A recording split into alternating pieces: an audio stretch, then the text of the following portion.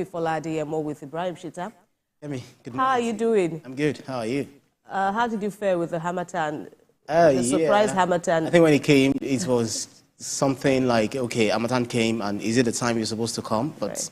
you know, I think, you know, just like human beings, I'm adapted. Find a way to adapt. It appears the heat. Really much. It appears the heat is back. The heat is, coming back to take its place, so to speak, because of the season.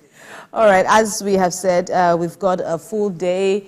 The show is packed full. A lot of insightful discussions are, set to come your way. And we're beginning with this disturbing report from Niger State, where a popular public affairs analyst in the state, who is also said to be a retiree from the state civil service. His name, Adamu Dangu Rejao, has been arrested by the police for allegedly defiling a 5-year-old inside the Muslim cemetery in Boso Estate in the state capital, Minna. The suspect was arrested on Tuesday, January the 30th, I should say, by passers-by who saw him committing the act with the child. And the victim has now been taken to the police clinic for medical investigation. The case has also been transferred to the state CID for further investigation.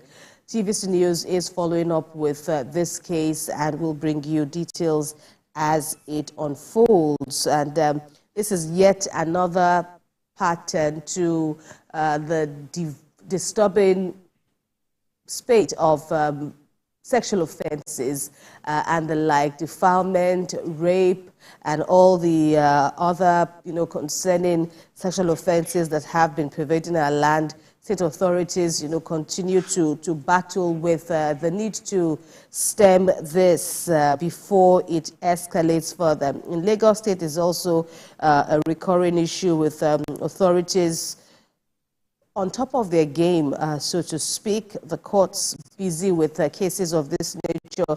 Niger State appears to also be recording its own share of this ugly development. Of course, this issue is still in its early stages.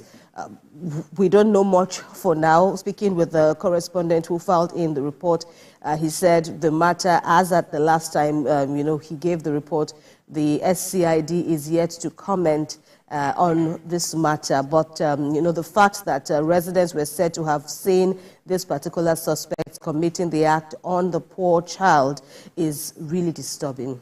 Honestly, it sounds more like a spooky thing for someone to do in such, environment, a Muslim cemetery. To what end? 5-year-old, that kind of defilement. And sometimes you hear some things and you think of how do you even talk about it, or how can you even imagine that happening? But then it's not the first time we're hearing something like that, but it's just that the context where this is happening is something that is very worrisome. To what end? Is it for ritual purpose? Is it for his own gratification? Is it for maybe he has a high libido, and then the next thing is to go after a 5-year-old who cannot even help herself, not even able to maybe struggle, or even report something like that to to her parents. So it's unthinkable, because I just try to imagine it, like, why would someone of that age, 60-year-old, do that to a kid?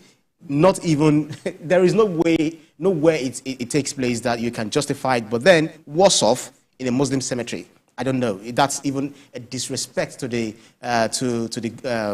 dead, right there. Because I feel they should just, if it's something, if anything to go by, with what we see in Nollywood movies, I think those people ought to have, woken up, angrily, beat the man blue black before they hand him over to those of us that are alive. At the least, but it appeared that it was the living who wanted to help the dead for their affront. Who even knew? Right, he could have been lynched, but that was when normalcy slowly, crept in, and then he was transferred to the police. But I understand where you're coming from. It doesn't add up. It's really an outrageous story. I wish it were false. I wish it were a rumor. I wish it were a movie scene. But sadly, it's not. And this is what we keep hearing over and over again. Only recently, a particular suspect in another state, I struggle to remember the state now, but, you know, it was also in the news where he too was, you know, said to have serially defiled children. He said the police authorities said he gives them 50 naira, gives them 100 naira, not once, not twice. He just keeps doing this. And the question was asked, if you have this urge, why don't you go for your age mates and all of that? And what did he say? He said he didn't even know how to approach women. And so... so you now decide to be a pedophile instead of... To be a pedophile instead. And, you know, something you said also struck a chord within me.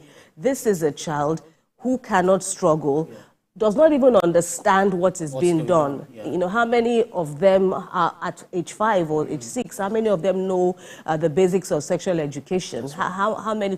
The person may not, the child may not even know how to even express herself or himself, you know, to his parent or to his guardian. This is what happens to me. And there's also the issue, apologies, Ibrahim, of the long-term effects. This child could be mad. That's right. For life. That's right. Just like you said, you know, it affects a lot of people psychologically. I've had conversation with, you know, who are adults now, who had this experience of rape when they were young, and that thing still affects them, even to the extent that when after they're married, they still have, you know, they become, you know, they have this frigidity when it comes to you know, having, you know, mutual There's also violent tendencies that they get to exhibit if care isn't taken. That's right. And then you've actually covered, you know, these cases all along, and you know, human rights activists, they don't joke with this kind of issue. Even Lagos State's law doesn't joke with this kind of thing. So I feel that I'm not sure whether the level of deterrence is strong enough. Yeah, maybe it makes these people think twice before they do it. But I feel there is a law, is it Kano State or one of the northern states, that actually ensures that anyone who is guilty of rape should be castrated. Yes, and I recall that, you know, even in Lagos, where we've had our fair share of, you know, reporting cases of this nature, the question is always asked, you know, to observers, you know, why doesn't the Lagos State government move beyond the life imprisonment term that it has, you know, meted out to people who are found to be guilty after a prosecution, after the prosecution? Why don't we do that? In Niger State is also, you know, life imprisonment. And, well, we will continue to monitor this story and, you know, hope that all the intricacies of this story